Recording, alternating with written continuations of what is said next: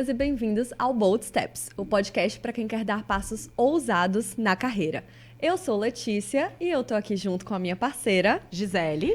e nós criamos esse espaço para compartilhar histórias de carreiras interessantes e inspiradoras, explorar o poder do posicionamento e da marca pessoal e oferecer insights para que você também possa avançar com coragem e autenticidade. Gi, conta um pouco pra gente sobre a nossa convidada de hoje. Ai, eu tô muito feliz que ela veio. Olhe que ela me deu trabalho, você não sabe o quanto. A qualidade que define nossa convidada de hoje é, sem dúvida, coragem. Fruto de uma família que tem a força e o pioneirismo como propósitos e profundamente conectada à terra, ela transformou essa conexão em uma carreira brilhante, impactando milhões de hectares e milhares de vidas. Natural de Barreiras, Caterine viu Mimoso do Oeste se tornar Luiz Eduardo Magalhães, a capital do Matopiba e principal fronteira agrícola do estado da Bahia. Uma verdadeira força da natureza, é assim que eu costumo chamá-la. A personificação da máxima, onde há uma vontade, há um caminho. Ela, que já foi confeiteira, vereadora e vice-prefeita, fez transição de carreira em 2021 e assumiu o desafio de se tornar sócia e diretora de operações do Instituto Washington Pimentel. Beijo, amigo. Administradora com especialização em gestão do agronegócio, a neta mais velha de Dona Lídia tem sua avó como grande exemplo de inspiração. E nas suas filhas, Dora e Helena, a motivação para fazer cada vez mais e melhor. Uma apaixonada pelo agronegócio, defensora do agro que produz de maneira responsável e sustentável, ela deixa sempre muito claro que, muito mais do que responsável por parte fundamental do PIB nacional, é o produtor rural, quem garante a base de tudo que consumimos no nosso dia a dia.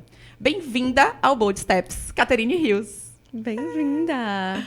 Muito obrigada, Letícia. Muito obrigada, Gica. Realmente, coragem é uma palavra que me define. Define. E estar aqui hoje é um momento muito especial para mim, para você. Para a Letícia é um pouco distante. Agora, quero saber mais dessa história. Conhecendo agora. Mas estar num lugar onde vocês inovam, inspiram com ousadia e autenticidade, realmente é um prazer. Que legal. Seja muito bem-vinda, Sabe, amiga, uma das também. coisas que eu mais gostei quando eu tava vendo um pouco do seu perfil, olhei bastante as redes sociais, a gente sempre fuça também as redes sociais, e eu me deparei com um vídeo que você fala o seguinte: o que me define não está no crachá, nos cargos ou nos títulos, está nas histórias que ninguém vê. Então, assim, para além do que a gente conseguiu acessar, principalmente do que eu consegui acessar nessa pesquisa, que sim, foi um pouco mais distante do que a de Gi, porque ela já tinha um histórico com você, um relacionamento prévio, eu fiquei muito curiosa para ouvir mais dessas histórias não contadas e que você possa sentir aqui na nossa mesa um lugar seguro para compartilhar essas histórias também. Essas histórias, de fato, que não são contadas, que não são vistas, é o que define o nosso dia a dia, é o que nos motiva, é o que carrega, é o que faz a gente acordar todos os dias cedo e com uma missão. Sim. Vamos começar do início, Gi? Sempre, vamos lá. Posso puxar aqui? Por favor. Caterine. A gente sabe que você começou sua carreira pública no movimento estudantil, que você ocupou cargos eletivos como vereadora e vice-prefeita no município de Luiz Eduardo Magalhães, que você chegou a cursar a faculdade de Direito e escolheu trilhar o caminho da administração. Conta pra gente um pouco dessa sua trajetória e como essas diferentes experiências somaram para você chegar hoje e atuar como COO do Instituto Washington Pimentel. Pode voltar o quanto você quiser nessa história para explicar para a gente. Na verdade, o direito eu não escolhi largar, eu fui obrigada a largar. Nossa, assim. Faz parte da minha história. E esse movimento estudantil, na verdade, ele nasce... Eu sempre falo que eu sou baiana, baiana de alma, de coração. Eu vim bem a caráter, você viu? Autoral da Bahia. Eu vi, autoral da Bahia. Eu sou baiana. Porém, as minhas raízes são do Sul. E o povo sulista é um povo guerreiro, é um povo desbravador. Então, desde quando veio para se desbravar o Oeste, que até então não era conhecido, você nasce numa família de desbravadores que tem coragem, que tem ousadia. Então, o movimento que hoje eu olho para trás e falo assim, gente, eu estava fazendo isso. Esses dias eu encontrei o governador de Goiás, Caiado, e há 25 anos atrás eu estava no movimento em Brasília com o governador. É muito nato da nossa história, da nossa cultura. Então, fazer parte desse movimento estudantil, depois fazer parte do progresso e do processo, que eu falo, Luiz Eduardo Magalhães é um case de sucesso. E esse case de sucesso passou pela mão de muitos homens e mulheres. e aos quais eu tenho orgulho de fazer parte desta história. Então, assim, ser vereadora, vice-prefeita, secretária de governo, é uma honra. Olhar para esse case de sucesso, esse ano vão fazer 26 anos de emancipação política, é um orgulho. São muitas lutas, muitas histórias, muitas batalhas e homens e mulheres que trabalham sol a sol, dia a dia, para construir aquela história. Perfeito. Você acredita que nesse processo, se você fosse pensar assim, 3 características nesse processo de estar em cargos públicos ou à frente de movimento estudantil, desses momentos que você vivenciou, o que é que hoje você tem de característica que mais se aplica ao seu dia a dia dentro do Instituto? Na sua lida do dia a dia hoje, como uma CEO, como alguém que promove educação, promove conhecimento, o que é que essa vivência anterior trouxe para você hoje? Foco, disciplina, coragem, ousadia. Perfeito. E ela faz assim mesmo, todo dia. Muito interessante. É uma coisa que é bastante característica sua também, é a gente, quando pensa em Luiz Eduardo Magalhães, e aí quando a gente conhece a cidade, vive a cidade, a gente sabe que pensar em Luiz Eduardo Magalhães é pensar a Dona Lídia e pensar na família de Caterine, porque foi o avô de Caterine que primeiro chegou lá e foi convidando as pessoas para irem. Então, assim, sua família é pedra fundamental da formação do município. Conta um pouco como foi o caminho de tornar Mimoso do Oeste um município emancipado. Mimoso do Oeste, hoje, Luiz Eduardo Magalhães, foi uma fronteira agrícola que não era explorada e não era vista. Meu avô, em 77, quando ele está em Brasília, que ele conhece um pesquisador da Embrapa e que diz que no oeste da Bahia se produziria soja, ele acreditou. Ele era um visionário. E ele foi para lá e constatou e foi atrás de comprar as terras. As terras, o dono estava aqui em Salvador, que era o governador da Bahia. E ele falou assim, eu não vendo um pedaço de terra, eu só vendo tudo. Então, ele falou assim, mas eu não tenho como pagar. Ele, não, vai vendendo e vai me pagando. E ele, com muita ousadia, com uma visão, pense, 77, gente, eu nasci em 82, lá atrás, que não tinha informação nenhuma, só tinha exatamente a fé e a coragem de acreditar que aquele solo pudesse produzir. Então, essa história de Mimoso do Oeste, que hoje é Luiz Eduardo Magalhães, se passou por acreditar, por plantar. E hoje, e aí quando você fala assim do movimento, né, de fato, a história de Luiz Eduardo Magalhães não se passou só pela vontade política da minha família, mas pela vontade de trabalhar. A política veio depois, porque nós precisávamos de representante para levar para o interior do estado, que está a 1.000 quilômetros da capital, desenvolvimento, infraestrutura, o básico, que até hoje precisa, até hoje não consegue acompanhar. Então, a força do trabalho dos homens e das mulheres que estão lá foi o fator assim, primordial. Luiz Eduardo é construído por várias mãos que acreditaram. Então, toda essa história, para mim, me motiva muito. E minha avó, pense, seu marido chegar para você hoje, Letícia, vamos para o deserto? Literalmente. Imagine. Ela foi uma mulher sábia, Acreditou. uma mulher inteligente, que acreditou. E muitas das vezes, eu sempre falo com mulheres, o papel importante que a mulher tem na vida do homem. Uhum. Sim. E ela foi, sabe para quê, Letícia? Para morar num barraco de lona, como várias mulheres. Eu te cito aqui o nome, hoje está na Forbes, mas veio para um barraco de lona. Carminha Mício. Uhum. Tem várias mulheres que foram para lá, que iam, passavam, elas trabalhavam de dia na lavoura, chegava de noite em casa, ia lavar a roupa dos maridos, dos filhos, arrumava comida, no outro dia estava lá no campo, com a sua mão. Se você for pegar a mão da minha avó é uma mão calejada, é uma mão sofrida. Uhum. Então, assim, o papel da mulher é extremamente importante. E eu me inspiro muito, muito na minha avó, porque ela acreditou. Porque é fácil você acreditar quando você está no alto do seu apartamento, dentro de casa, na sombra e água fresca. Uhum. Esperar o seu marido sair para trabalhar. Sim. Quando você está no mundo de hoje, que você dá um Google, você sabe aqui, ó, onde exatamente Diego está. É fácil de você acreditar. Agora, no passado, não. Não tinha informação. E ela arregaçou as mangas, deixou tudo para trás, porque nós não tínhamos nem comunicação. Sim. Ela descobriu que a mãe dela faleceu 2 meses depois. Nossa. Porque não tinha comunicação. Então, assim... Provavelmente nem correios para chegar a carta, porque Não. eles estavam desbravando o deserto. Não tinha. O telégrafo não ia chegar. Então, essa história muito me orgulha e serve de inspiração para seguir na minha vida todos os dias, de acreditar. E do papel importante que a mulher tem, todos os pioneiros, todos os grandes nomes que você vê do agro hoje, do oeste da Bahia, passaram pela casa dos meus avós, passaram para a janta na casa da minha avó, para dormir na casa da minha avó, porque foram para lá através das mãos dos 2 pioneiros que acreditaram naquele lugar abençoado por Deus. Incrível. E uma pergunta sobre você já agora. Você sempre se sentiu muito conectada com essa terra e com a visão da sua família? Ou isso foi uma coisa que só veio a chegar para você mais tarde na vida? Na verdade, o que aconteceu? Diante das dificuldades, que foram muitas, e diante dos desafios, o que aconteceu com a geração da minha avó e da minha mãe?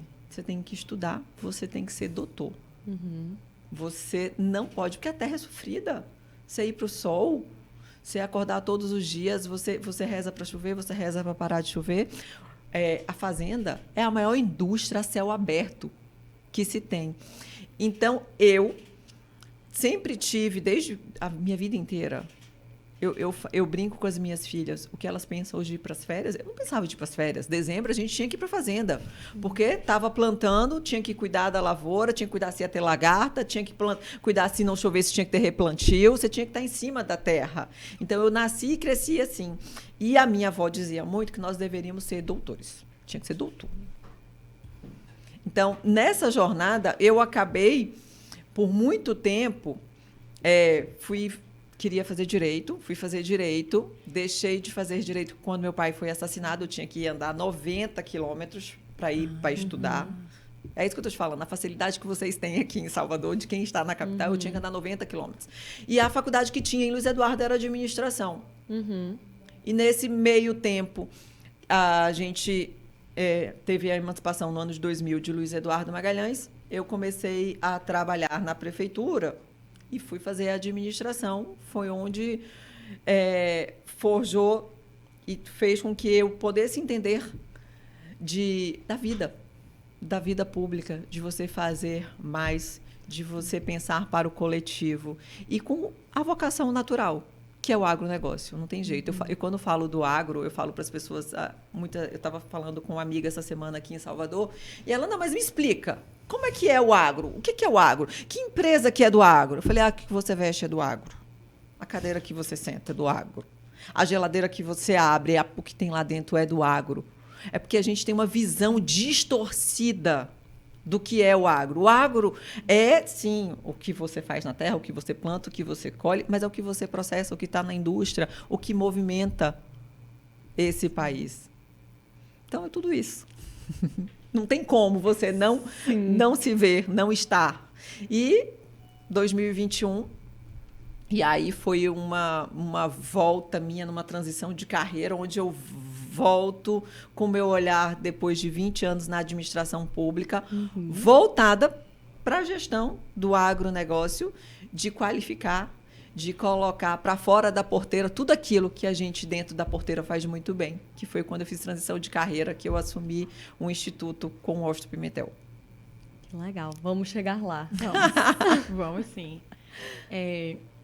Vocês vão no roteiro, né, gente? A minha vida não tem script. Eu vou vivendo e construindo. A gente segue pelo menos uma linha de raciocínio. Mas a gente pega os ganchos. Por exemplo, você já começou a falar das mulheres da sua família. Perfeito. E a próxima coisa que estava aqui já era justamente sobre o papel das mulheres no agronegócio. Depois a gente vai falar também sobre carreiras no agronegócio, porque é interessante. Eu não vou mentir, Kátia. Eu cheguei aqui para Tito e falei, Tito, eu sei muito pouco sobre o agronegócio, mas a gente vai aprender junto aqui. Eu também. Então a gente vai aprender junto aqui nessa mesa. E é importante aproveitar esse gancho, Leti, dizer assim, que muito do que eu aprendi com o agro, do que eu sei hoje, do olhar que eu tenho, foi graças a Caterine e ao Washington. Porque, assim, em 2023, quando eu conheci Kati, ela virou pra mim e disse, eu quero que você faça umas coisas pra gente, não sei o que lá e tal. Vamos ali comigo, a gente vai fazer uma imersão, vamos com a gente. Aí eu, como assim, Catarina? Daqui a uma semana, a gente vai todo mundo para Luiz Eduardo Magalhães. Eu fiz uma semana para Luiz Eduardo Magalhães. Aí eu chego em casa, viro para Diego e digo, amor, então, semana que vem para Luiz Eduardo Magalhães. Ele, vai fazer o quê, Luiz Eduardo? Eu fiz, o Austin pediu, Catarina disse que tem que ir. Vamos lá. Eu brinco que eu chamo Luiz Eduardo de Zé Eduardo, porque eles falam tão rápido, Luiz Eduardo, que eu vou lá. E aí, quando eu cheguei, é importante essa coisa do você conhecer para poder opinar, conhecer para poder falar. É assim, eu conheci pessoas extremamente dedicadas, eu conheci pessoas extremamente preocupadas com o ecossistema, eu conheci pessoas extremamente preocupadas com aquilo que eles querem entregar. Pessoas extremamente dedicadas a fazer melhor. E famílias inteiras, Letícia. É um negócio assim que eu digo, gente, realmente uma família inteira. É uma família inteira. São o pai, a mãe, os filhos. Então, assim, é muito leviano hoje em dia, eu acredito, a gente atacar o agronegócio de uma maneira genérica quando existem tantas pessoas sérias fazendo um trabalho sério. Sim. Porque, por exemplo, hoje, quando eu vi a primeira vez que eu vi uma máquina, eu dei muita gente... se vocês verem uma marca Fendt assim no meio do seu caminho, entre na loja e vai ver os Transformers que eles têm. Os Transformers. Parece um Transformer. É muito engraçado. Você liga, parece que vai passar por cima de você. Mas é uma máquina que tem uma otimização de combustível, de tempo, de energia, um georreferenciamento. É outra realidade. Então, assim, lógico, existe a produção familiar, existe a agricultura familiar, existe o impacto da agricultura familiar, existe o impacto da agricultura extensiva. Sim, são coisas diferentes. Mas a gente precisa das duas. E ver que essa extensiva, que é tão atacada, é feita com responsabilidade, foi muito bom também. Então, assim, o agro, de fato, tem que ver para crer. Tem que ser um pouco que nem São Tomé, porque é difícil de entender de longe. E na sua maleta do Progresso e no seu cartão tá o convite da imersão. Que demais. E é legal porque... eu vi Gi se tornando uma promotora disso. Então, assim, já tiveram algumas oportunidades que ela conversou comigo sobre a possibilidade da gente ir levar, inclusive, conversas sobre carreira para Luiz Eduardo Magalhães, porque ela falou que é um universo em termos de carreira e posicionamento, tanto das marcas quanto das pessoas que fazem aquilo acontecer, que é impressionante. E eu lembro de você me falando isso, só vendo para crer. E assim, mas a gente começa conhecendo um pouco mais aqui. E assim, Kati é uma pessoa que transitou em todos vários mundos. Então, pela vida pública que ela teve, ela sempre esteve em Brasília, sempre esteve em São Paulo, enfim, as capitais sempre foram uma realidade para ela também. Só que quando ela tá lá, ela se transforma. É outra coisa. Tipo assim, bota, calça jeans, camisa leve e rumbora, sabe? Então, assim, sobe no carro. Ela dirige. Gente, é sério, é muito engraçado. Mas vamos voltar às mulheres no agro. Vamos lá. O matriarcado, em um mundo muito patriarcal e machista, é ainda raro. O agro é um ambiente eminentemente masculino e sua referência é de um legado construído sob a liderança de Dona Lídia, uma mulher. Hoje, temos cerca de 1 milhão de mulheres que ocupam posições relevantes da porteira para dentro. Quais desafios você percebe que ainda são comuns a Dona Lídia, de 77, para as mulheres que estão liderando as porteiras hoje em dia? Menina, o agro é um universo masculino, onde as mulheres, por muitos anos, e eu falo e volto naquela fala, não se deram e não percebem o valor que ela tem. Porque o valor das mulheres de estarem dentro de uma casa, liderando, organizando, fazendo a gestão. Porque a mulher que está no agro e que muitas vezes não se enxerga, o marido está no campo, ela está dentro de casa. Na época da minha avó, ela tinha que cozinhar. Hoje, muitas têm funcionário, mas se não tiver funcionário, ela está ali fazendo, vai resolver, porque meio-dia o pessoal chega da roça para poder almoçar, porque não pode parar. Na época do plantio, a gente tem uma janela. Então, elas estão ali liderando. Quebrou uma peça, quem é que vai buscar? A mulher. As compras da fazenda, quem é que vai fazer? A mulher. E quem vai negociar na loja também. E ela, muitas vezes, não se deu conta do papel importante que ela tem. Que você já pensou, se quebrar uma peça, o marido dela ter que sair lá da fazenda para poder ir buscar? Hoje está até melhor que a gente tem estrada, mas antigamente, você, para sair da fazenda da minha avó, que hoje é 28 quilômetros de Luiz Eduardo, para ir em Barreiras, que era a cidade mais perto, gastava-se 2-3 horas, se você não ficasse atolado. Se você ficasse atolado, você ficava o dia, não passava outro carro, não tinha opção. Então, assim, as mulheres sempre tiveram esse papel. Elas só nunca assumiram e não foram protagonistas. Hoje, advento de toda a tecnologia, de informação, de vários movimentos, a mulher começou a entender o seu valor e o seu papel e a diferença que ela faz. Porque o homem dentro da porteira, ele é excelente. Todo homem precisa ter uma ajudadora. Ele dentro da porteira é excelente. Ele sabe o dia de plantar, ele sabe se vai chover, se não vai chover. Eu brinco, quando você for lá na imersão, eu vou lhe mostrar. A gente, quando vai chover, você pega a terra e você joga, e você vê para onde vai o vento. Uhum. E aí você sabe se aquele vento, ele traz a chuva ou não. Nossa. Quando o Washington começou a ir para Luiz Eduardo, que eu falava, ele falava assim, vai chover. Eu falei, não vai. Aí ele, por quê? Eu falei, peraí, eu vou pegar aqui. Primeiro ele ficou cético. Depois que ele começou a ver, ele falou assim, meu Deus. Eu falei... Então, o homem sabe tudo. E ele precisa estar lá dentro. E hoje, as mulheres cada vez mais têm assumido e colocado para fora o seu papel, que é esse, de ajudadora. De estar lá, de estar na parte da gestão. Porque ele comprou uma peça, ele pegou a nota, ele largou lá não sei na onde. Ele não está conseguindo organizar, porque a cabeça do homem é muito pragmática. É aquilo ali, eu preciso plantar, eu preciso colher, eu preciso, no final da colheita, ter a receita para manter. Então, essa vida e tudo isso me fez enxergar isso. E quando a gente fala de universo masculino, na minha família, que é uma família matriarcal, onde a minha avó sempre foi rima de família, minhas tias, minha mãe, eu não consegui sentir tanto. Não consegui sentir tanto porque a gente já nasceu tendo que ser mulher, tendo que fazer, a gente pode, a gente faz, a gente resolve. Sim. E a gente toca. Então, assim, hoje a tecnologia, todas as informações, cada vez mais a mulher tem identificado o seu papel e sabendo da importância que ela tem para à frente dos negócios. Porque o negócio não é só de homem. O negócio não é só do marido. O negócio é meu, é seu.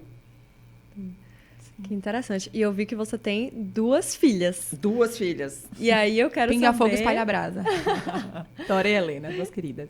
E quero saber o que é que... De tudo isso que você está trazendo para a gente do papel da mulher, independente, eu não sei se elas querem seguir por esse caminho também, se elas estão tendendo a tomar outras decisões de carreira, mas o que é que dessa visão você passa para elas diariamente com o seu trabalho e com o seu papel dentro de casa como mãe também? Menina, eu tenho a Helena que tem 7, Isadora 16. Vou fazer agora dia 6.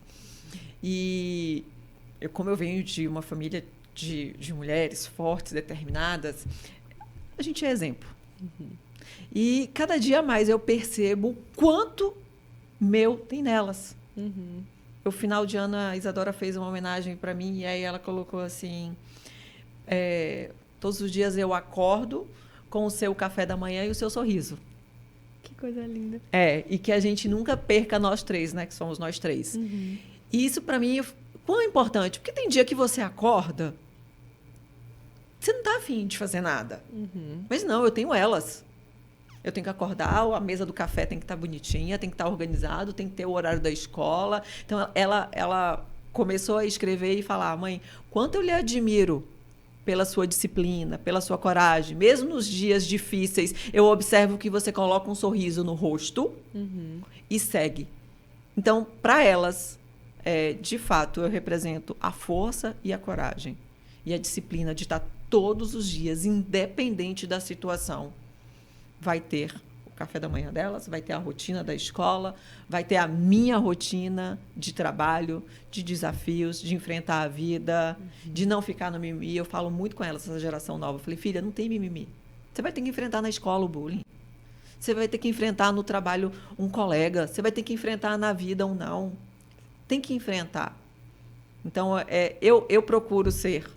Lógico que quando nasce um filho, nasce uma mãe. A gente erra e aprende bastante. Mas hoje eu já cheguei numa maturidade de vida que eu tenho corrigido os erros e aprendi muito com elas. Aprendi sobre ser resiliente, sempre de ser uma escuta ativa, de continuar na minha persistência e acreditar. É muito interessante esses pontos que você traz, Kati, porque assim, a gente sempre fala aqui no Bold como coragem, força e resiliência são coisas fundamentais para você ser um profissional de qualquer área. Essa coisa de que trabalhar vai dar trabalho e que você vai ter que enfrentar o desafio, porque não tem condição de não ter desafios. A vida adulta, ela é adulta, gente. E ser profissional de qualquer área, gente, pode ter certeza que eu entrar para dentro do escritório e para dentro do instituto é maravilhoso. Agora eu quero ver ser profissional em casa. É Esse é o isso aí. maior desafio.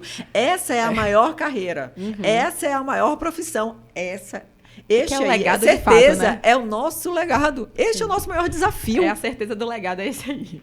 Eu sempre digo que filho é legado, você querendo ou não. Vai ser legado. Se vai ser bom ou ruim, é você que vai resolver.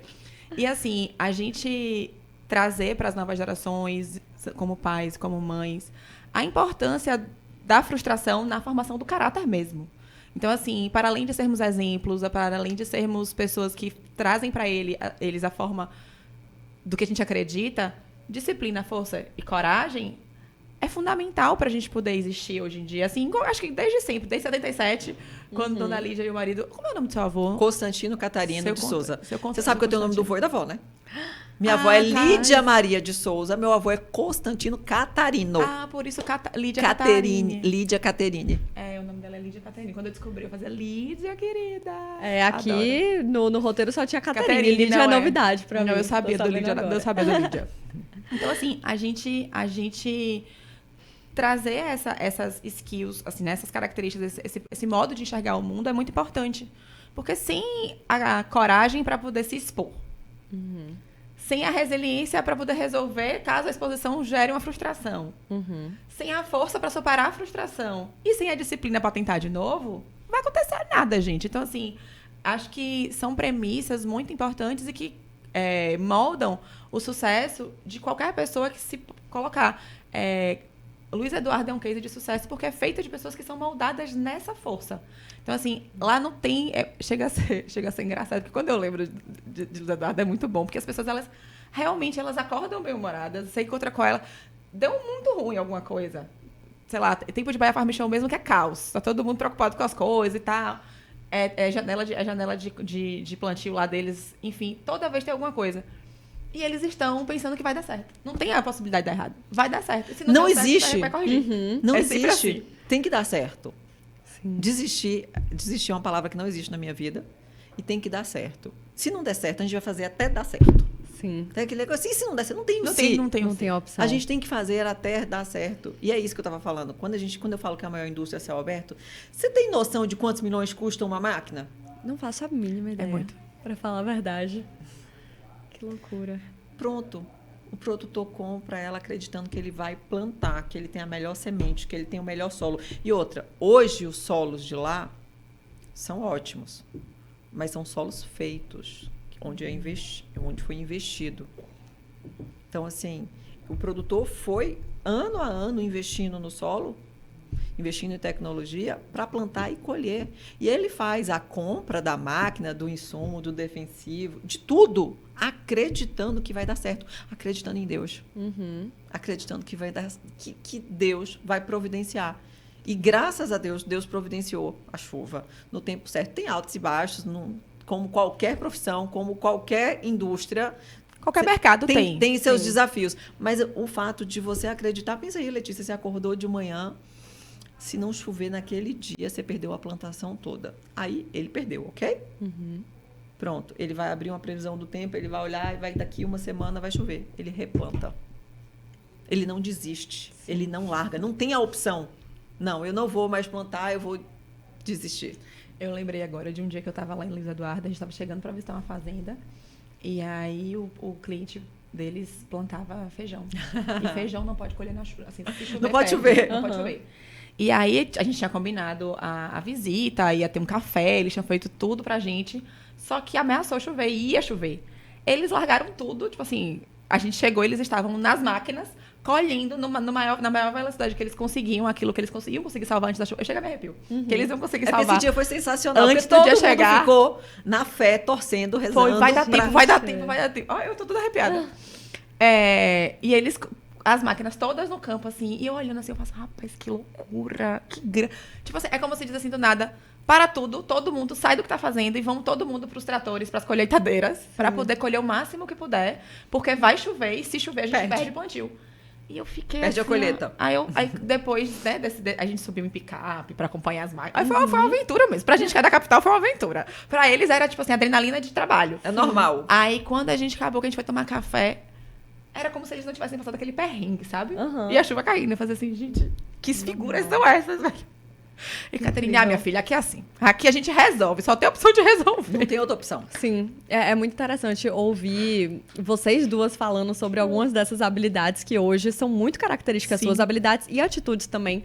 Porque outra coisa que estava aqui também no nosso roteiro é que você sempre teve em ambientes onde era preciso defender posições, acreditar muito, argumentar, lidar com diversos perfis, que eu imagino que também foi o caso dessa imersão que você teve lá, né? Muitos perfis diferentes. Quais foram os maiores aprendizados, Kat, que você teve nesse período em que você estava sendo liderada, ainda mais nova na sua carreira, ou aprendendo a liderar? E como isso te preparou para ser uma líder hoje, dentro dos papéis que você ocupa? Olha, o maior aprendizado da minha vida, e eu falava isso essa semana com meu sócio, eu fiquei 20 anos na vida pública trabalhando com meus 2 tios. São casados, cada um com um comportamento, cada um com um temperamento. Mas se tem uma coisa que eu aprendi foi ser liderada, ouvir, a escuta ativa, honrar e ter o compromisso e a confiança. A confiança, quando alguém confia em você, é o único elo que não pode ser quebrado. Sim. Porque aonde você for, onde você contar a sua história, o que você fez está marcado. E Gisele é testemunha disso. Se vocês chegarem em Luiz Eduardo, aconteceu isso nessa imersão, não sei se ela se recorda. Se vocês chegarem em Luiz Eduardo, o pessoal da nossa que foi para a imersão passou numa farmácia e aí não passou o cartão. E aí a menina estava com a camisa da WP e falou assim, e como é que eu vou pagar? E ela falou assim, você tá com quem? Não, eu tô com a Caterine. Ela, não, pode deixar aí, depois você volta e paga. Essa é a marca. Sim. Confiança, honra. Então, hoje, para liderar, eu falo que 20 anos eu fiquei ao lado dos meus tios, ao qual estou até hoje. Qualquer negócio que eu for fazer, qualquer atitude que eu vou ter, sempre serão honrados, sempre terão o primeiro lugar na minha vida. E assim eles fazem comigo. Se hoje, 5 anos em 2021, quando eu assumi com o Washington o desafio de tocar o instituto, de fazer parte da história dele, porque ele já era advogado, ele já tinha um instituto, e aí eu peguei com muita garra, com muita ousadia para desbravar, para expandir. Eu tenho 5 anos ao lado dele, usando a marca WP, honrando a história e construindo a nossa história. Então, confiança. Confiança. E honre. Honre as pessoas. Porque a sua história fala por você. Por onde você passar, a pessoa pode dizer que a Caterine é brava. Caterine é pouco, dura. Talvez. Mas não, que é isso.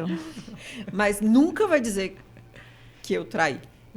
Nunca vai me dizer que eu não dei a minha palavra e não cumpri. Para mim, não existe. Essa linha, para mim, é muito tênue. Não existe. Eu falar para você que eu vou vir, que eu vou fazer, não fazer, não existe. Não existe. É o que a gente fala muito sobre credibilidade. E essa coisa da equipe, né, do pessoal que estava na imersão, utilizar a credibilidade dela para si. Então, assim, quando a gente fala de marcas fortes e do poder de marcas fortes e de como de como as pessoas hoje pensam em quais marcas vão associar, seja para trabalhar na empresa, seja para poder consumir o serviço da empresa, o como é importante a gente ter uma imagem e um posicionamento que nos comunicam de maneira coerente com aquilo que a gente quer fazer. Sim. Aquilo que a gente realmente quer representar. Porque é sobre isso. É sobre a credibilidade que estar atrelado a você vai transferir para alguém, para que o posicionamento daquela pessoa se reforce. É interessante porque o Bold, a gente sempre fala que é um projeto de gestão de carreira e marca pessoal. E quando algumas pessoas questionam por que essas duas coisas, é porque a gente realmente entende que elas não são indissociáveis. Elas são indissociáveis. Não existe a Letícia do Bold e a Letícia pessoa física. Exato. O que você é na sua casa, você é no Bold. O que você é para suas amigas, você é para os seus parceiros de negócio. Sim, com certeza. Eu sempre falo, não dissocia. Sim. Você não existe 2 pessoas. Quem sai para trabalhar é a mesma pessoa que volta para casa. Eu sempre digo isso. E o que você está construindo na sua carreira é o lastro que você está deixando com o seu nome em qualquer lugar também. É o seu nome. Sim. É o seu nome. Tem uma máxima que Leti às vezes fala aqui no Bold, que ela diz assim, se um dia eu acordar e resolver que eu vou viver da minha arte na praia, eu quero que as pessoas confiem. Eu quero que as pessoas confiem, comprem a minha arte, porque sou eu que estou vendendo a minha arte. E é mais ou menos isso, assim, não importa o que a gente esteja fazendo, se a gente está dentro de uma porteira no campo, se a gente está na cidade sendo advogada, ou se a gente está gerindo uma empresa de branding, sendo estrategista de marca, ou se a gente está dando consultoria, não importa. O Você sabe importante é que a gente tenha... essa sua máxima, eu volto às vezes, eu falo, vou largar tudo e vou viver da minha arte. Você vai fazer o quê? Vou viver da minha arte na praia. Vou fazer o quê? Vou fazer brigadeiro. Vai fazer brigadeiro. Vou fazer brigadeiro. É bom. E eu tenho certeza. Aí eu fico, não, mas eu vou fazer brigadeiro. Aquela história do pescador, já viu lá que tá pescando com o anzol? Depois eu falei, aí eu começo a fazer o brigadeiro, aí depois eu vou querer botar um carrinho de brigadeiro e aí eu vou querer expandir para outra praia. Porque esse é o meu jeito de ser empreendedora. Mas eu tenho certeza que tudo que eu for fazer vai dar certo e as pessoas vão comprar, porque confiam. Uhum. Ela chegou lá em casa domingo, aí ela fez assim, eu tô fazendo cerâmica, né, gente? Agora eu sou ceramista, viu? Em breve vem aí. Aí ela olhou e fez assim, amiga, isso tá muito bom, vamos vender? Você sabe que eu já pra vender. Eu digo, eu tô pensando. Eu vou ter que abrir um parênteses aqui. Eu acho que eu li confeiteira em algum lugar nesse roteiro. Confeiteira. Então, isso já já aconteceu antes já. também. Já. O que é que você rememora desse momento de confeiteira? Menina, eu vou te falar, viu? Quando eu... 2012, né? Minha filha nasceu em 2010. 2012 eu descobri uma depressão. Uhum. Que era pós-parto e eu não sabia. Sim. Só descobri depois disso. Enfim, aí eu comecei a tomar um bocado de medicamento e aí uma senhora lá de Luiz Eduardo virou para mim, Caterine, você é muito nova, eu vou te levar num médico, num nutrólogo, pererê, parará. Eu cheguei nesse médico. Quando eu cheguei nesse médico, ele virou assim para mim, o que você gosta de fazer? Aí eu, doce. Aí ele, como assim doce? Eu falei, eu gosto de fazer doce. Por quê? Pensa aí na vida pública, na administração, município, secretária, vereadora. Uma porrada de coisa acontecendo. Aí eu falei, doce. Ele, então, por que você não faz doce? Só que é isso, tudo que eu faço para vender. Uhum. Aí eu comecei a fazer doce. E aí, tudo que eu faço, eu gosto de fazer e acabo vendendo. E tudo que eu faço, eu gosto de fazer bem feito. Então, assim, o meu brigadeiro é de Lindt. Então, é o melhor brigadeiro. E foi onde, na confeitaria, depois de muito insistir, abre a confeitaria, abre a cafeteria. Só que é isso. A comida, confeiteiro, é mão. Uhum. Quando você abre, eu abri, deu 6 meses, falei, eu vou vender. Porque eu não tenho tempo. Eu não tenho tempo de fazer. O que era um hobby, o que era gostoso, virou uma obrigação. E eu não quero, isso eu não quero para minha vida. Então, hoje, eu faço só para quem eu gosto, para no tempo que eu tenho de lazer. Esse domingo eu estava com saudade da minha casa, fui para Gisele, comi um churrasco, eu falei, deixa eu fazer uma maionese, deixa eu fazer meu brigadeiro, deixa eu sentir o sabor. E a comida tem esse momento de você rememorar, Sim. de você vivenciar experiências gostosas, aquela memória afetiva. E isso, eu aprendi a cozinhar. Eu tenho uma receita de bolo que foi minha avó que deu, que eu não passo para ninguém, que quando eu falo, que eu sou proibida de passar, sabe aquelas receitas de família? Que é uma torta de maçã com cobertura de limão. Quando eu falo, todo mundo pensa assim, maçã com limão? Deve eu ser gosto dos dois, então, pra mim, eu tô achando ótimo. É perfeita. Dá a receita pra gente. É perfeita. Pede a dona Lígia pra me dar a receita, ela gosta de mim, ela vai deixar. Não dá não, nem minha mãe tem.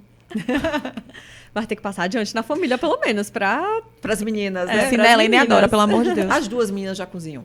É. Que massa. As duas. É tradição. Aham. Elas adoram. Que demais. E, Kátia, você falou dos seus 20 anos de vida pública e falou também do Instituto Washington Pimentel. Eu acho que talvez seja interessante a gente entender em que momento essa transição aconteceu e por quê também. O que é que você estava buscando quando você saiu da vida pública para esse empreender?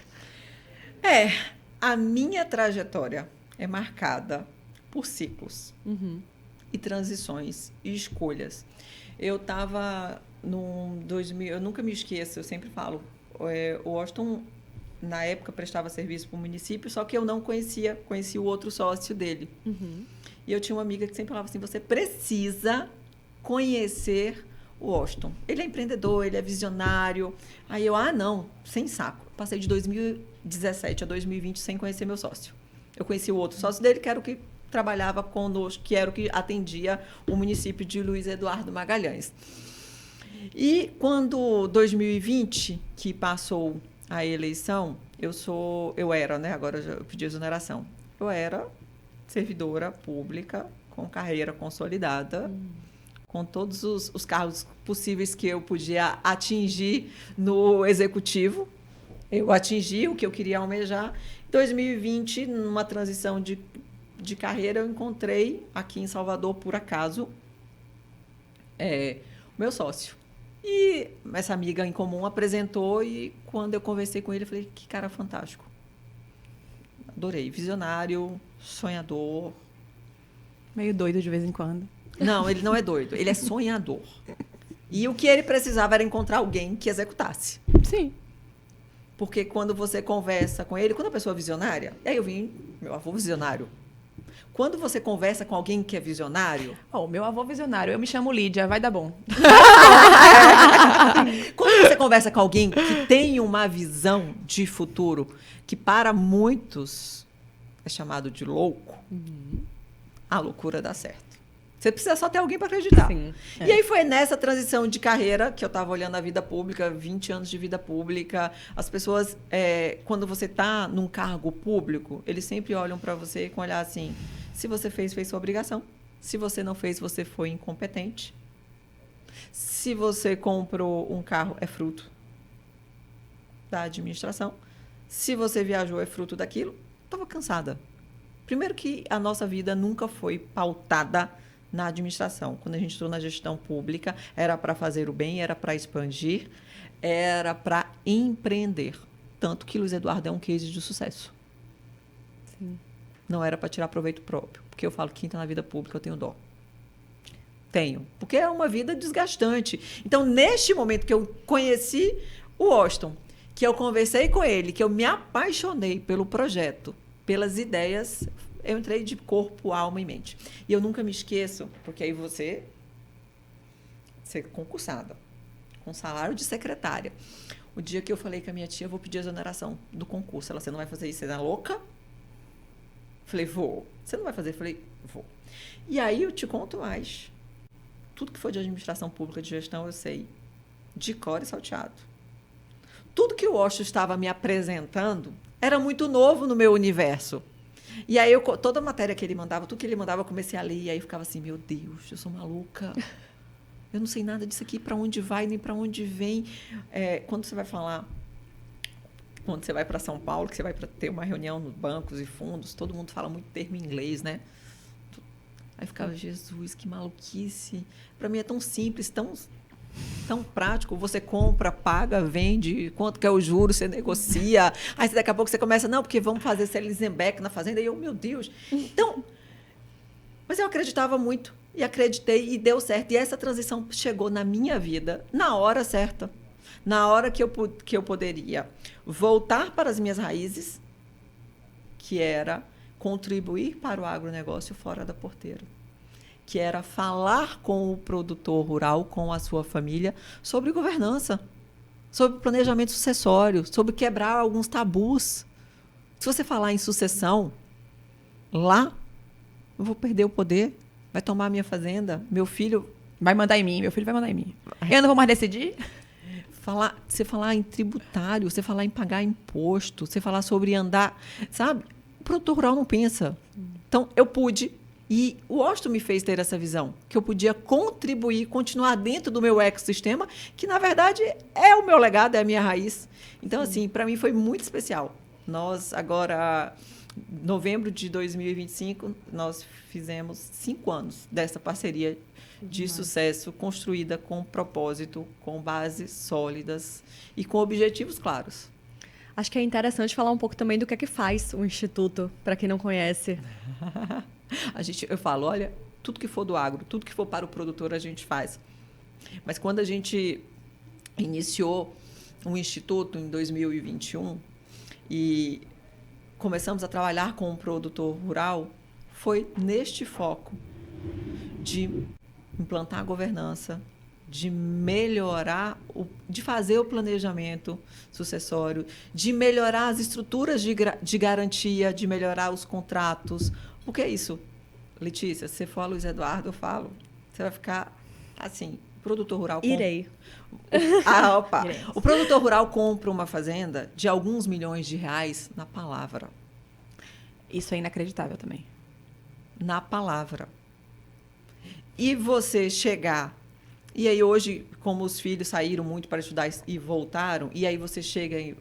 Você deve ter isso com seu pai também, porque toda a família passa por isso. Aí você saiu para estudar e você fala assim, não, pai, você não pode comprar uma fazenda na palavra. Só tem que olhar se tem algum passivo ambiental. Tem se que tem fazer algum due diligence passivo. imobiliária. Tá vendo? Você tem Ainda mais quem veio do direito, né? você tem que Absurdo. olhar se tem algum passivo ambiental, algum passivo trabalhista, se tem algum passivo tributário. Aí, de jeito nenhum. De jeito nenhum. Então, a gente, no Instituto, começamos a fazer treinamento em company com essas famílias. De uma forma clara, objetiva, sutil, entendendo da onde ele está e para onde a gente quer levar. Para que ele possa se organizar, para que ele possa ter estrutura, para que ele possa ter um crédito mais barato, para que ele não perca a fazenda dele para o banco, que ele entregue tudo na alienação fiduciária, porque o produtor rural ele pegava um empréstimo, tá? Teoricamente, de R$1 milhão e dava uma garantia de 90 milhões. Então, a gente começou a fazer esse planejamento junto com ele. Então, o Instituto faz tudo isso. Além de tudo, quebrou todos os paradigmas de começar a falar de temas que são importantes. Além da gente treinar o produtor, a gente leva para o debate os temas que são importantes para o agronegócio, sobre sustentabilidade. Porque o povo tem uma visão distorcida do agronegócio. O agronegócio é sustentável. Se a gente não tiver um meio ambiente protegido, preservado, a gente não produz. Quem tem interesse e protege o meio ambiente é o agronegócio. Então, todas essas barreiras, nós precisamos de segurança jurídica no campo. Nós começamos a levar este debate para lá. Segurança jurídica não pode ficar só aqui, ter um tribunal. Não. Nós começamos a capacitar os juízes em direito e agronegócio para que ele entendesse o ciclo, para que ele fizesse a imersão que você vai fazer e entender quanto tem investido naquela terra, para entender que quando ele dá ou não dá uma decisão, o impacto econômico que gera. Que ali são homens e mulheres trabalhadores que estão ali, a família trabalhando. Então, assim, o Instituto é tudo isso. Ele representa tudo isso. Ele representa a força do agronegócio. Ele representa todas as questões que o agronegócio, por muitos anos, silenciou. Eu falo, o agro não se comunica. Todo mundo, quando fala em água, você diz, eu não sei de nada, mas você está vestindo. Como é que não sabe? Entende? Faz parte. Sim. Incrível. Acho que é a ótima deixa para a gente falar justamente de sucessão, carreiras e inovação também no agronegócio, né, Gi? Sim. Tem algumas perguntas sobre isso. Uma coisa que eu queria aproveitar e fazer o gancho, o agro não se vende, não se fala, não se coloca... Não, era como se... Eu lembro, 2023 foi ontem. 2023 não foi 77, foi ontem.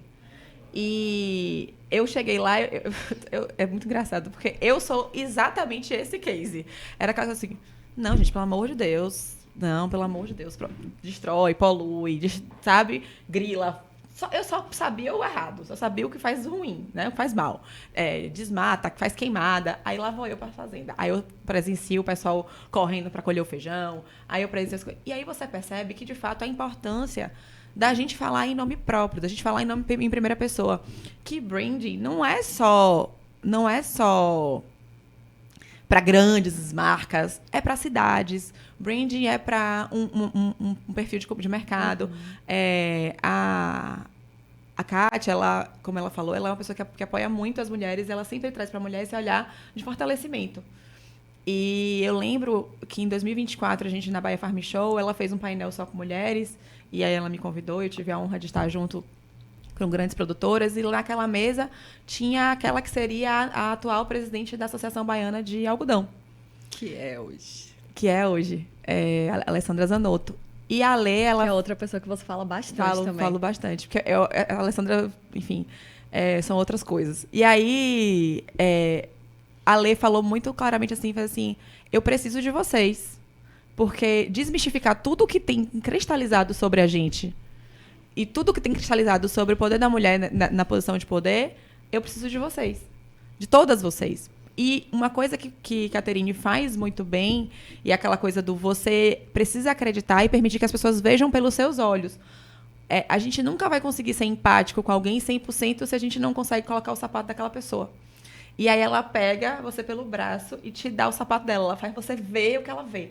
E aí essa é a ideia da imersão. A ideia da imersão é essa. essa. É você pegar e ver como é que funciona um plantio ou uma colheita, porque depende da época que você vai, né? Um plantio, uma colheita, ou uma época de descanso da terra, uma rotação de cultura, como se faz uma rotação de cultura. Tudo aquilo que a gente viu na escola, do porquê que era importante a rotação de cultura, o que é uma cultura extensiva, como lidar com isso. Você vê as pessoas te explicando aquilo do dia a dia delas e da forma mais próxima possível. Então, assim, eu sempre digo, defenda aquilo que você acredita, principalmente se aquilo que você acredita ajuda outras pessoas. E eu acho que o seu grande legado, o seu maior ponto forte, Kátia, é que você acredita e cuida das pessoas e do que você acredita maravilhosamente bem, assim. Você é aquela pessoa que realmente segura na mão e vai.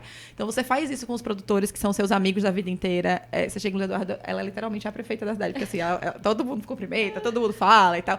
A Caterine tá com Deus. Então, assim, você leva aquilo que para os seus amigos e para os seus, para a sua base é importante. Mas você também tem a capacidade de apoiar e fomentar as pessoas onde você está. Porque, assim, é uma característica muito dela. Do apoiar o amigo, do dizer, vambora, vai dar certo, para de reclamar e tal.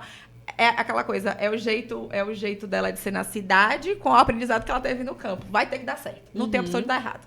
O importante vai ser. E aí, por isso que eu sempre digo que ela é a materialização do arquétipo do governante. Sim. Onde há uma vontade, há um caminho, porque ela vai fazer acontecer. Porque o não, ela não tem e não terá. O não, ela não é uma alternativa. Não tem aquela coisa do não, eu já tenho? Uhum. Ela fala, o não, eu não tenho e eu não terei. Eu vou cavar meu sim até ele chegar.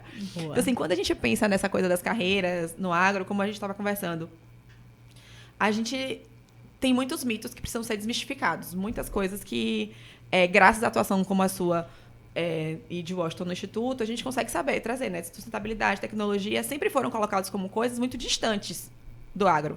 O agro é muito aquela coisa, o pessoal pensa muito na enxada. Como eu era ignorante. Na enxada, na picareta, na coisinha ali da mão e tal.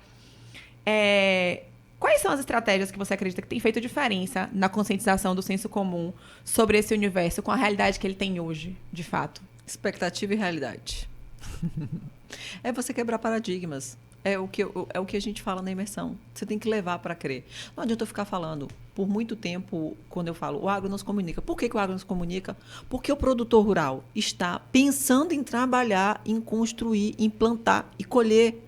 E aí, quando começou a falar de comunicação, o que aconteceu na televisão? O agro é pop, o agro é tech. O agro é tudo. O agro é tudo. Pronto. O que começa a aparecer? Não, porque o agro gera milhões. Pronto. Você sabe quantos milhões custa para produzir? Você sabe quantos anos demorou para aquela terra hoje valer o que vale hoje? Ser produtiva, né? Ser produtiva? Você sabe quanto tempo, quanto suor foi investido? Você sabe quantas famílias tiveram ali no campo? Quantos pais de família hoje têm câncer de pele? Porque lá atrás não existia protetor solar e ele trabalhava de sol a sol e perdeu o pai de câncer de pele? Ninguém sabe disso. Mas o agro é tech, o agro é pop, o agro é tudo. O agro é rico, é gente milionária. Gente... Por que o produtor rural tem avião, Caterine? Porque ele precisa se locomover. Porque a gente não tem infraestrutura. Porque a gente não tem como sair. Você está achando que o produtor rural usa o avião para vir para cá, para a praia? Não. Ele usa o avião para vir para aqui, bater na porta, para tentar conseguir ter uma licença. Para tentar que o Banco do Nordeste libere o financiamento, o custeio dele. Uhum. Ele usa para isso. Se você conversar com qualquer produtor rural, é diferente. É diferente. Ele não tem casa de praia em Salvador. De jeito nenhum. O final de semana dele é na fazenda.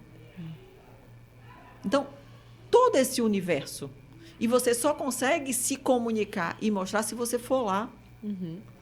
Porque quando você olha e pensa assim, toda regra tem exceção. Vou chegar lá, você está vendo aqui, né?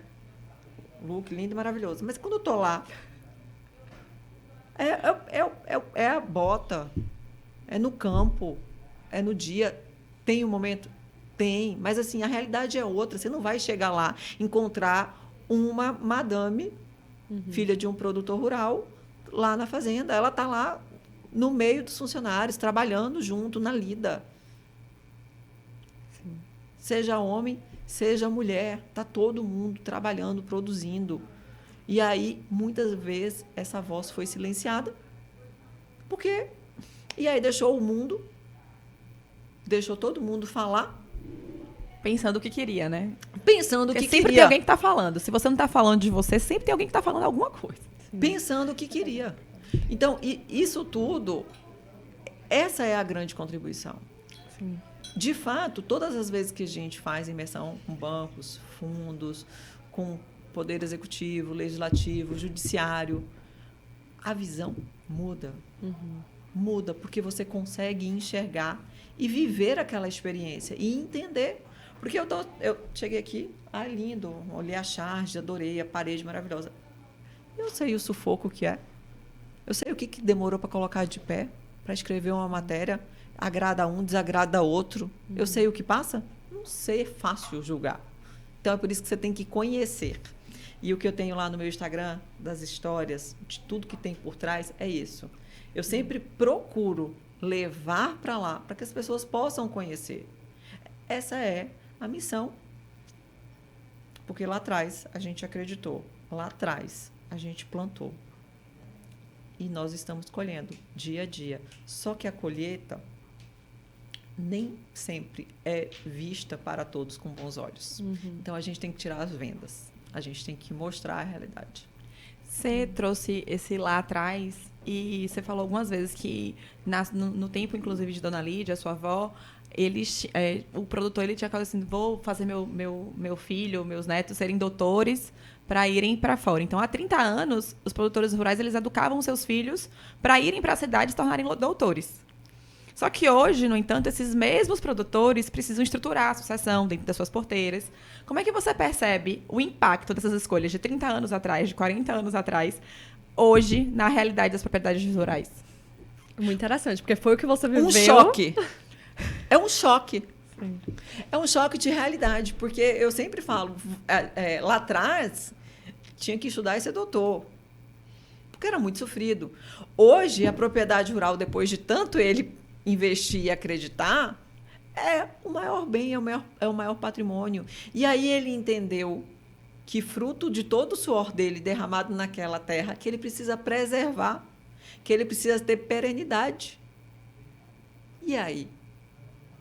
Como é que você vai fazer? É um choque de realidade muito grande. Só que aí você consegue... A gente trabalha muito com as famílias, né? E aí você consegue fazer também que o pai entenda que, olha, ele foi, estudou, hoje ele está economista. Ele pode preservar o legado dele, ele pode te auxiliar, ele pode... Mas não, em uma outra função, não dentro da porteira. Porque tem essa cultura ainda.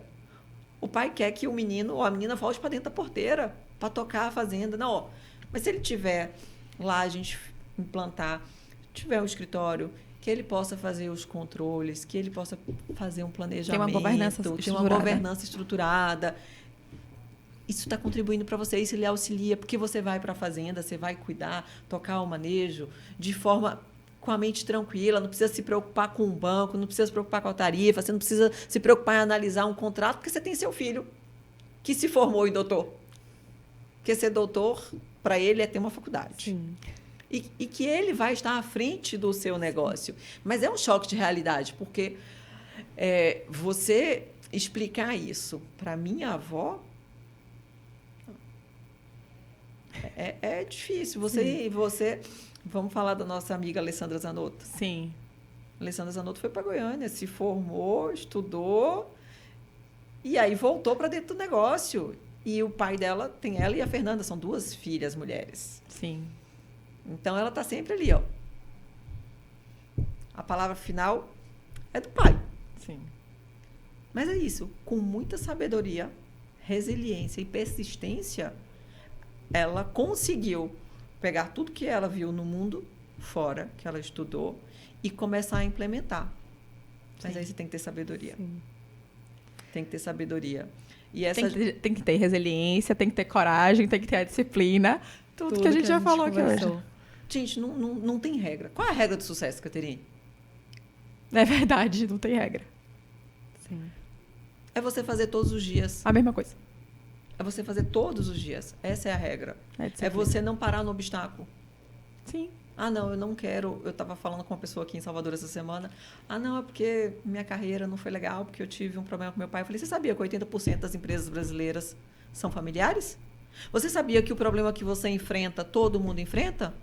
Você sabia que essa nova geração que está chegando aí e que tiraram os almoços de domingo com o tio, com a tia, com a família inteira, não sabe conviver e administrar esses conflitos? Precisa. Você não vai tirar. Na Bíblia tá, honre seu pai, honre sua mãe. Você vai deixar de conviver? Porque se você, eu não vou estar no negócio porque eu não quero me indispor, porque eu não tenho sabedoria, porque eu não tenho maturidade, porque eu não tenho saco. Porque hoje tudo é assim, eu não tenho saco. Não! Você tem que estar no negócio com sabedoria, honrando, com discernimento, sabendo a hora de você avançar, a hora de você recuar, a hora de você falar e a hora de você se calar. Porque está muito fácil, gente. Virou tudo muito volúvel. Sim. Não vou ter um almoço de domingo porque eu não quero aquela tia chata que dá opinião. Deixa ela dar a opinião dela. Você tem que aprender a conviver. Lidar com o divergente, né? Essa coisa da opinião divergente, de fato, tá bastante desafiador. Ninguém mais quer ouvir um contraponto. Os almoços de domingo de família... Os almoços de domingo de família inexistem em muitos lugares. Sim. Porque eu não quero sujar a minha casa, eu não quero ter a indisposição. Sim. Só que está se perdendo. Está se perdendo por esse mundo muito moderno de eu não quero me estressar, eu não quero compartilhar. Tô muito cansada. Tô cansada. A gente compra uma lava-louça e faz almoço de domingo. Gente, não, eu não gosto de lavar louça. Eu amo, viu? Eu sou uma defensora da lava-louça. Eu compro uma lava-louça, eu lavo os pratos, mas faço almoço de domingo. Mas eu compro essa rotina diária e essas vivências que a gente tem em casa é que nos moldam para levar para o futuro. Sim. Uhum. Que nos moldam para levar para os nossos negócios, para a nossa vida. Eu adoro acordar num domingo de manhã. E lavar a louça não. Não, fazer o café almoço. da manhã. Café da manhã. As meninas têm que lavar a louça. faço. Sabe por quê? Porque as meninas lavam a louça. Porque tem que aprender. Uhum. Ah, sim. Tem que Então, aprender, assim, mas aí... domingo de manhã, é a mesa do café, é o momento para você sentar Sim. com paz, para você conversar. É na hora do almoço, é a minha família na mesa do almoço. Tem assuntos... Mesa posta, bonita, florida. Sempre. É os assuntos divergentes, os assuntos convergentes, são os assuntos polêmicos. Porque é aquele momento que você tem, que você vai levar para a vida. Isso é em tudo. Quando a gente silencia isso, as pessoas vão morrendo, o propósito vai se perdendo. Sim. E quando eu ouço você falar de sucessão, Kátia, teve um momento no roteiro aqui que Gi colocou algo como o agronegócio ser um setor muito tradicional e muito inovador ao mesmo tempo. E aí, quando eu ouço você falar de sucessão, eu imagino que deve ser a mesma crise também, né? Entre gerações. Como é que você percebe essa dualidade entre tradição e inovação no setor e dentro desses processos de sucessão que você tem a oportunidade de acompanhar? Tradição e inovação tem tudo a ver. Você só precisa ter aqui, o equilíbrio, meio ponto. Porque você tem que pegar a tradição. Você tem que pegar o que está dando certo. Você tem que levar aquela escola que você teve da vida e inovar com o que você aprendeu. Sim. Agora você tem aqui, o meio termo. Qual é o momento que você deve avançar com a tecnologia para o seu pai? Qual é o momento que você deve voltar para ele? Qual é o negócio que você deve fazer sem a bênção dele? Se não tiver a bênção dele, não vai. Não vai. Então, o agro, como qualquer outro setor, precisa ter a tradição e a inovação. E aí, a nova geração tem que ser o ponto de equilíbrio. Tem que conectar esses dois mundos. Essa é a receita de sucesso para ter uma sucessão bem feita. Que legal. E é curioso a gente pensar que, no final do dia, as habilidades interpessoais elas se tornam cada vez mais relevantes e estratégicas realmente. Porque, assim, você está pedindo que uma pessoa... Assim, você está trazendo que uma pessoa mais jovem, que em tese é mais imatura, porque teve menos tempo, e aí é bem em tese, porque tem gente jovem bastante madura, mas enfim... Mas não tem a mesma experiência. Pronto. Não tem jeito. Que ainda que seja maduro, não terá... Era não tem esse a mesma ponto. experiência. Que ainda que seja maduro, não terá experiência, mas tem um conhecimento que ainda não foi testado, que ainda é empírico, que ainda é acadêmico, 100% acadêmico. Como eu pego esse conhecimento acadêmico e convenço alguém que vai ter experiência, mas não necessariamente vai ter maturidade emocional para dialogar, porque não necessariamente ele quer dialogar, porque a voz sempre foi a dele ou a dela, né? A última palavra é sempre a minha, pode, não pode, e é do meu jeito. Meu jeito é o único jeito certo. Então, como é que você faz para poder fazer isso? E aí, ao mesmo tempo, é a gente entender o quanto a gente está disposto a investir na gente, naquilo que não é tangível, que é o almoço de domingo, que é os momentos familiares, que é a terapia, que é a questão da gente estar ali se trabalhando enquanto indivíduo, se permitindo enquanto indivíduo, para que a gente possa ter a sabedoria e ter a maturidade para entender os melhores momentos. Porque, assim, algumas vivências e alguns conhecimentos vão vir, algumas experiências e alguns conhecimentos vão vir da vivência. Então, assim, eu tenho que me permitir viver e eu tenho que me permitir observar. Às vezes, hoje eu fiz terapia antes de começar o episódio e eu virei para minha psicóloga e fiz assim, eu observei que o meu padrão de comportamento mudou. Antes eu reagia dessa forma e agora eu reagi dessa forma. E aí eu questionei essa nova forma, embora essa nova forma me desse mais tranquilidade. Aí ela fez assim, é porque você maturou a nova habilidade. Você agora está segura com o que você está fazendo. Você já começou, você já está no inconsciente competente. Então, você já passou pelo não conhecer, pelo não saber reagir.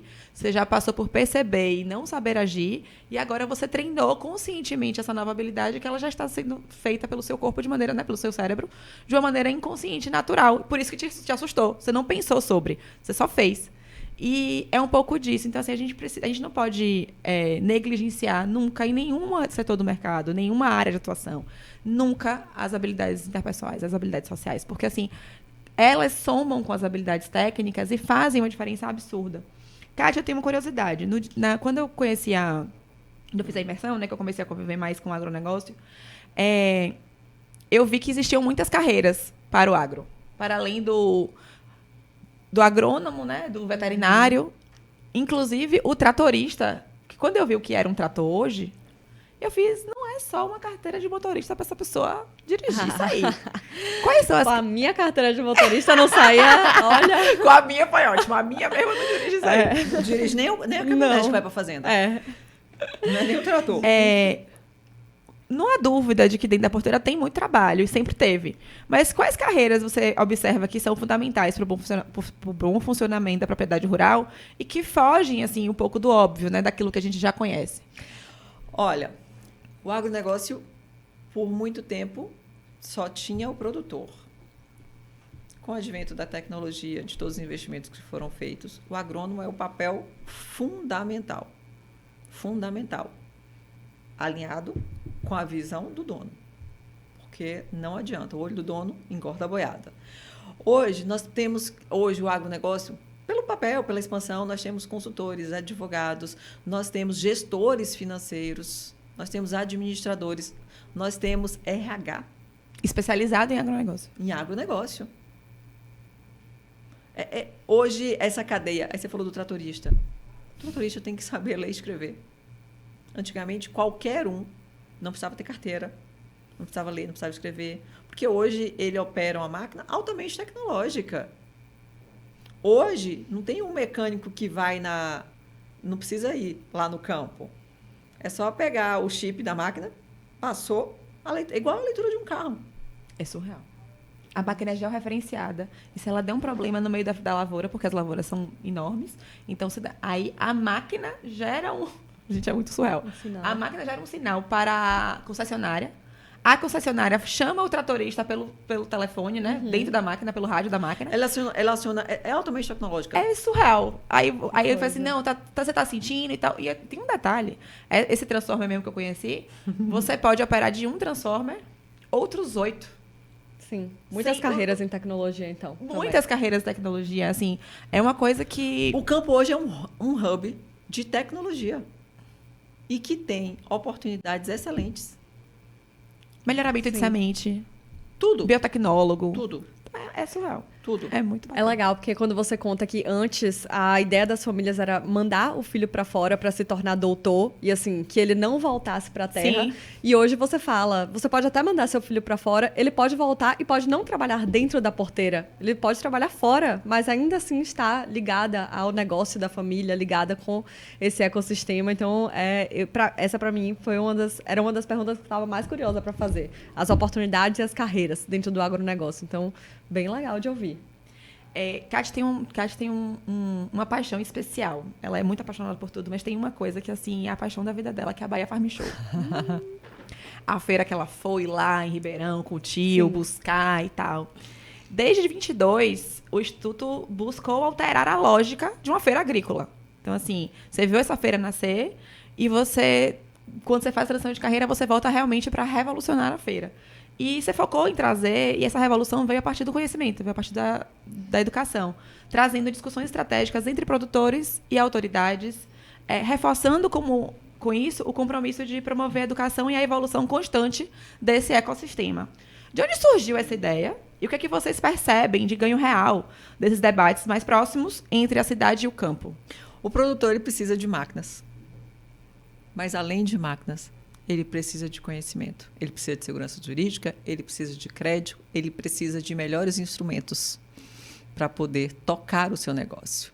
E nós somos, hoje, a única escola de negócios dentro da feira, onde a gente conecta stakeholders, os poderes judiciários, legislativo, o executivo, a parte técnica de todo o agronegócio, para você poder dialogar de forma clara, de forma leve, de forma objetiva, que você vai levando conhecimento, quebrando barreiras e uma troca de informação, levando conhecimento.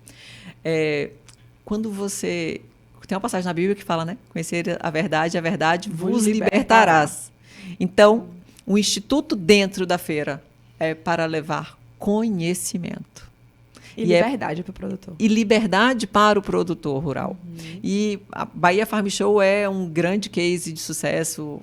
Me orgulho de fazer parte dessa história e desta construção. Então, eu não tinha como ir para dentro de uma feira, que é a maior feira norte e nordeste do país. Simplesmente, eu tinha que ir para conectar, para levar o conhecimento, para levar a informação, para a gente dialogar, para que a gente pudesse, ali, nos treinamentos diários, nessa troca diária, falando com o presidente do banco, como é que o banco enxerga o produtor rural? Como é que o banco enxerga lá na ponta, lá dentro da porteira? Nós levamos no Bahia Farm Show alguns bancos para dentro da porteira, para ele poder entender todo o processo. Ele libera um crédito, está lá em São Paulo, na Faria Lima. Literalmente. Literalmente. Sim. Então, assim, o Instituto dentro da feira é uma escola de negócios para conectar, para gerar conhecimento, para liberdade. Uma coisa que me marcou muito esse final de semana, eu até usei esse conhecimento que eu aprendi lá na feira, que Diego, feijão mandolinho, vamos fazer um merchan agora do feijão mandolinho, hein? Diego, meu marido, ele é beneficiador de grãos e ele beneficia feijão. E aí eu lá, né, primeiro ano de Bahia Farm Show, eu fazia, você produz feijão? E ninguém produzia feijão. Você produz feijão? Não produz feijão. Às vezes, na entre safra e tal, eu fazia, gente, mas por que vocês não produzem feijão? Por que vocês não produzem feijão? E aí todo mundo ia me explicando do porquê. Aí um belo dia, chega uma professora para dar aula sobre defensivos orgânicos. Defensivos que não são químicos, né, no caso. São químicos, mas são biológicos, no caso. As reações deles biológicas que fazem com que o cuidado das pragas aconteça, e não necessariamente você utilizar um produto químico, puramente químico. E aí ela explicando como você evitar neumatoides neumatoides é um vermezinho, um fungo que se desenvolve na raiz da planta, da soja, depois de uma colheita de uma cultura de feijão. Menina, essa mulher deu uma aula que eu fiz...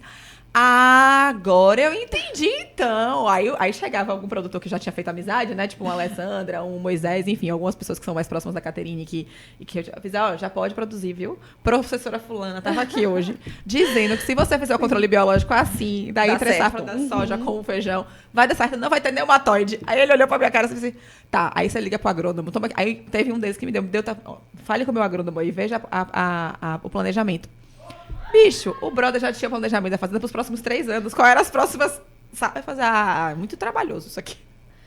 Eu acho que o que até agora eu aprendi aqui é que tudo isso que a gente conversou nessa mesa ainda é muito pouco, só vendo pra crer. Só vivendo. Tem que ser São Tomé. Só experienciando. Tem que se permitir. E assim, uma coisa que eu sempre falo e que eu fiz muita questão de CATV, enfim, porque não conheço...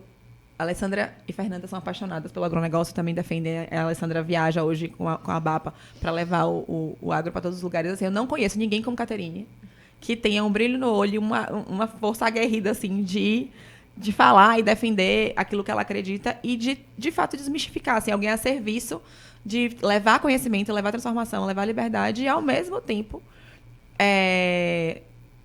aproximar as coisas. Não é para dizer assim, o agro é melhor do que o que você faz na cidade. Sim. Juntos podemos fazer coisas incríveis, porque o agro já está na cidade. Acho que a visão dela é muito assim, vamos Somos somar, um só. vamos Somos somar, um vamos só. ser prósperos, não vamos alimentar rixa, não, vamos ser legal, vamos se amar. Sim. Principalmente quando o Kátia vem aqui e fala tudo que a gente está usando e vendo aqui É madeira, é agronegócio. algodão, é tudo, gente. Sim. E aí O agro é eu achei tudo. É o muito plástico. legal. É o plástico. E aí, É o por isso eu papel. achei muito legal Papel. quando você falou sobre o ganho dos debates próximos entre a cidade e o campo. Para além da Bahia Farm Show, Kátia, porque eu sei que você também vem bastante para cá. De que forma você aproxima esses mundos e faz com que eles deem as mãos para que essa força possa ser potencializada? Ó, meu dia a dia é isso. É isso, né? Esse ano nós temos, pelo Instituto, quatro eventos já para falar sobre agronegócio. 6 de março, nota na agenda. Opa, Nós aqui em temos- Salvador. Aqui em Salvador. Legal. E é isso, essa conexão da cidade com o campo.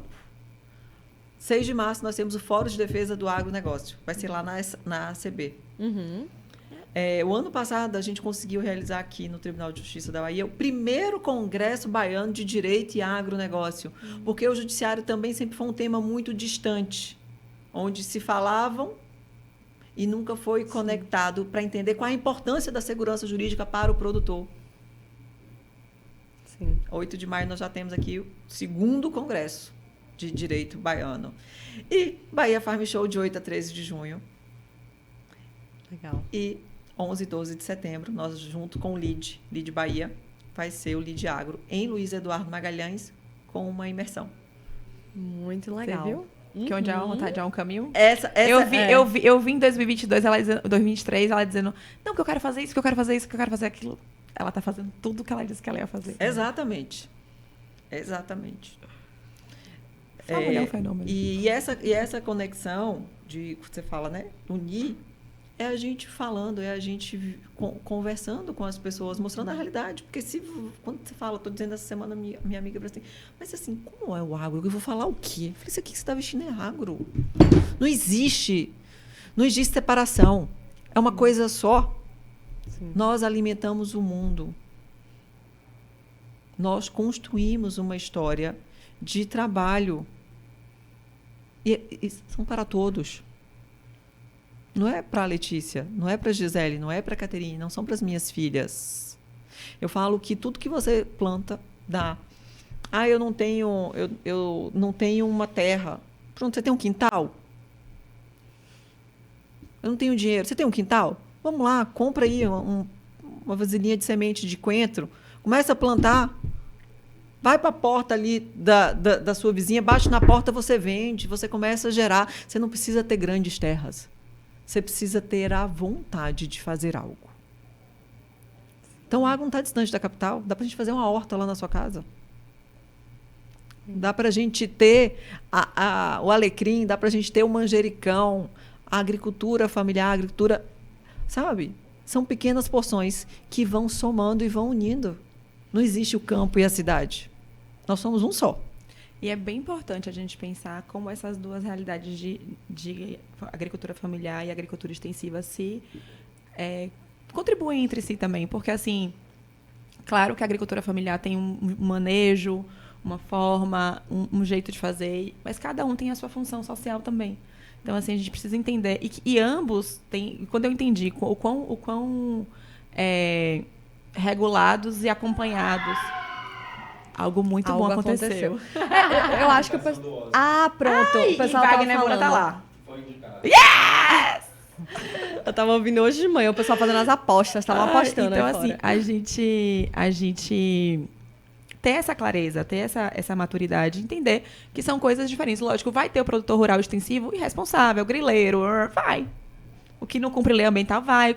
O que queima... Quando eu descobri que queimar a terra... Quando eu entendi, eu ouvi deles que eles entendiam que queimar a terra era um problema, eu dizia, quem é que disse que o agricultor não sabe que queimar a terra para poder limpar é ruim? Quem foi que disse que o agricultor não sabe que fazer extração por queima é ruim. Eu disse, gente, que loucura. Eles sabem, eles falam aqui, ó, e não fazem. Então, assim, é uma coisa mesmo da gente permitir e se conhecer. Kati, vou deixar você fazer a sua pergunta favorita. Ai, tá bom. Qual é?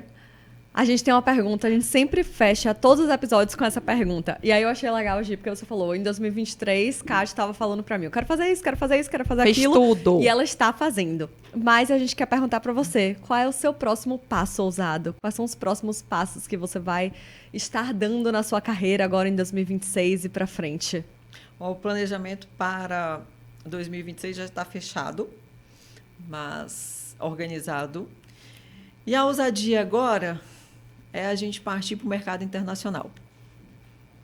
Legal. Chicago, Que é que vamos você aí? A Chicago, não. A China hoje está liderando, né? Ah, verdade. Tá, tudo bem. A Acho que China a gente hoje brincava pra que a gente ia pra Chicago. A gente disse assim, não, vai dar tudo certo aqui, a gente ia pra Chicago agora. A China hoje está liderando. Lidera. Lidera, né? China e Estados Unidos. E eu já tive a oportunidade de estar nos Estados Unidos, no BID, falando sobre agronegócio. E desde lá que eu tenho algumas coisas no meu coração. E quando elas se confirmam, eu boto em prática. Então, agora o próximo passo é a gente expandir. Porque expandir território do Instituto no Brasil, o Instituto hoje já é consolidado, já é referência. O próximo passo ousado agora é a gente expandir para onde estão levando as nossas maiores commodities. Arrasou. Muito bom. Kate, muito obrigada. Assim, como eu falei, acho que o maior aprendizado do episódio foi aprendi muito, porém sei muito pouco ainda, só vivendo para entender. E com certeza a vontade de viver e experimentar isso nasceu em mim, aqui nessa mesa. Então, só tenho a agradecer. Foi muito legal bater esse papo. Gi, tenho certeza que você tá cheia de coisa para falar também aqui. Eu tô muito nessa grata. conclusão. Assim, primeiro, eu tô muito grata, de verdade. Porque foi um processo de reconstrução. E o Bold nasce muito para mim desse lugar de defender aquilo que eu acredito que eu quero falar. E que veio muito do exemplo de conviver com ela diariamente. Sim. De você ver alguém falando e defendendo algo que acredita e que faz e que acontece. E eu percebia que eu não estava sendo sincera ou honesta o suficiente com aquilo que eu acreditava. Que é ajudar as pessoas a iluminar os seus caminhos profissionais, a gerar novas possibilidades, conectar as pessoas com conhecimento, trazer para elas novas carreiras e novas coisas. E, assim, esse é um espaço que, para mim, vem muito desse lugar. E vem muito desse lugar pelo exemplo. Então, lhe acompanhar, estar perto de você, ver o quanto você defende o que você pensa, o quanto você acredita, o quanto você tem coerência naquilo que você diz e faz. É algo que me ensina muito. E eu aprendo com você sempre a coisa da permissão. Do se permitir conhecer o novo, do permitir aceitar o erro do outro, do permitir perdoar o outro quando o outro precisa de perdão. E, assim, eu acho que essa humanidade que nos conecta, ela é muito genuína. Então, assim, parabéns pelo trabalho que você tem feito. É lindo ver o seu desabrochar profissional, assim, ver essa sua transição, esse seu novo passo. Tá tão sólido, tá tão consistente, tá tão trazendo frutos tão bacanas para sua vida, para sua família, mas também para tantas pessoas que permitem. Eu acho que a grande palavra assim que eu vejo quando eu lembro de Caterina é permissão. Toda vez que alguém se permite, seja conhecer o agro, seja o agricultor, conhecer a visão das outras coisas, ela traz uma transformação, ela traz um olhar. Então, assim, o quanto é bonito ver como as pessoas confiam em você, o quanto é bonito ver como se constrói a credibilidade com consistência e tal. Então, assim, parabéns pela profissional, pela mulher, pela mãe que você é. É muito bom ser sua amiga, é muito bom ter você por perto. E eu espero que a gente possa ter mais conversas assim e contar mais passos, que você vá para a China e que você traga muitas novidades de lá pra gente. Estou bem animada. A gente foi uma manhã muito bacana. Eu gosto muito, e tem essa filosofia de vida. Para a gente conhecer uma pessoa, a gente precisa conhecer a sua história. E para conhecer a história, a gente precisa de uma manhã como essa. Sim. De um bate-papo legal, de você perguntar, de você tirar dúvida, de você aprender. E hoje foi mais uma manhã dessa, muito interessante, que eu tive a oportunidade aqui de compartilhar a minha história, de entender, ver nos olhos de Letícia quando ela começou, que ela estava assim, depois ela já começou a brilhar Foi. quando eu falava. Ela sorri mais. Ela começou tensa, Foi. depois ela já estava mais... É que eu falei, gente, vai ser um exercício de humildade, porque algumas carreiras que a gente entrevista aqui estão muito próximas da gente e outras estão tão distantes que, assim, não existe outra opção senão me colocar nesse lugar de humildade, de assim, eu vou perguntar sem medo mesmo, sabe? Dizer que eu não sei mesmo. E a muito gente não legal. precisa saber tudo. A Aham. gente não precisa saber nada. Sim. A gente precisa somente acreditar. Somente acreditar. Que demais. E se permitir aprender. Sim. Você não precisa saber.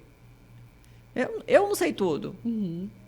Quando eu quero saber algo, eu começo a estudar, vou atrás Perguntadeira. Sim. e vou fazer, porque eu acredito. Adoro. Então, você se permitir hoje a falar do agro e achar que era um universo tão distante é muito importante. Eu vi no seu olhar, no início você começou tensa, depois seus olhos começaram a vibrar e a ver que é tão fácil, é tão simples. próximo. São mais histórias, são mais famílias, é mais um trabalho. Então, pronto. Essa é a minha missão. Legal. É levar para vocês o conhecimento. Meu legado é deixar aqui a mensagem que nós podemos fazer tudo. Nós precisamos acreditar. Nós precisamos vivenciar. Uhum. Deu o primeiro passo? Vamos embora. Muito obrigada, Demais. Gica. Você sabe que aqui foi o início e o fim de uma história que marcou. E marcou por quê? Porque para mim sempre foi muito importante a confiança. Para mim sempre foi muito importante o poder de acreditar. Para mim sempre foi muito importante a fala. E falar nem sempre é o que as pessoas gostam. E ouvir o que a gente não gosta. Sim. As pessoas sempre têm uma predisposição de não querer falar e cria-se um problema. Sim.